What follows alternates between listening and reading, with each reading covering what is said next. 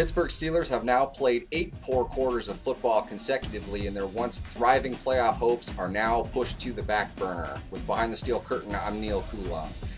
The Steelers' most recent disaster came on a 27-24 overtime loss to the Dallas Cowboys in Week 15, a game the Steelers needed to win to keep pace with Cincinnati.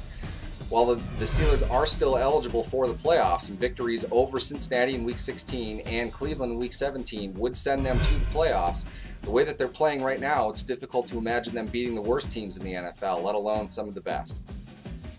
This game in particular was marked by the mental mistakes and the physical mistakes of Steelers wide receiver Antonio Brown. In the fourth quarter, he fumbled a punt return that he had brought back right around midfield with 10:03 left to play. The Steelers were up 24-17 at that point and had all momentum going into that drive. This fumble was recovered by Dallas, and Dallas methodically worked their way down the field the way they did the entire game, leading to a 3-yard touchdown run from DeMarco Murray.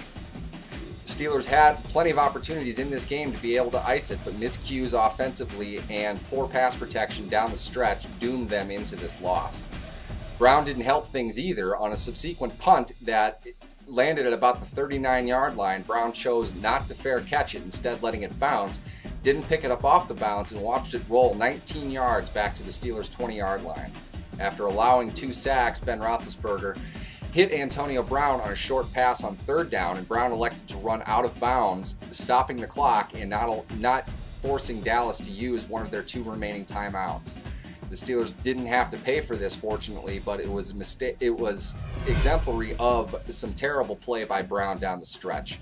The defense overall did not get any other help, let alone anything from Brown, as Tony Romo, Cowboys quarterback, was able to shred them throughout the game, mostly due to the fact the Steelers were starting a rookie undrafted cornerback in Josh Victorian, who was picked on for the duration of this game.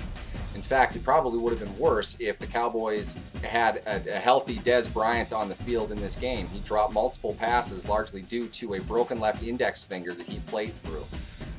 The Steelers' depleted secondary took another hit as Keenan Lewis was hurt late in this game, forcing undrafted rookie safety Robert Golden onto the field to cover Miles White on the Cowboys' final drive.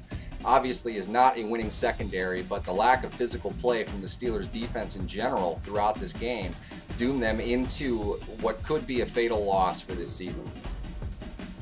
The Steelers will host Cincinnati next week and Cleveland after that, and while their playoff hopes are still alive, it doesn't look good right now for the playoff hopes of the Steelers. They have not had a meaningless Week 17 game since they played Cincinnati in 2006.